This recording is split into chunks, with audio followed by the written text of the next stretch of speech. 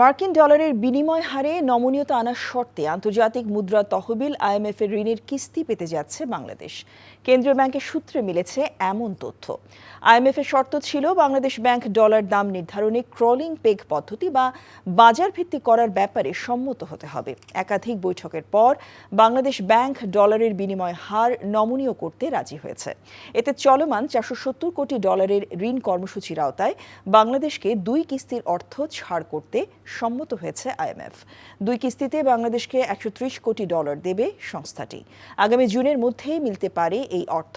আগামীকাল বুধবার Bangladesh bank governor সংবাদ সম্মেলন ডেকেছেন। সেখানে আইএমএফ এর ঋণ ছাড়ের বিষয়টি আনুষ্ঠানিকভাবে জানানো হতে পারে। বান্ডেল থাকলে প্রতি সেনমানিতে টাকা বাঁচবে। বিকাশ সেনমানি বান্ডেল কিনে জিতুন প্রতি লেনদেনে।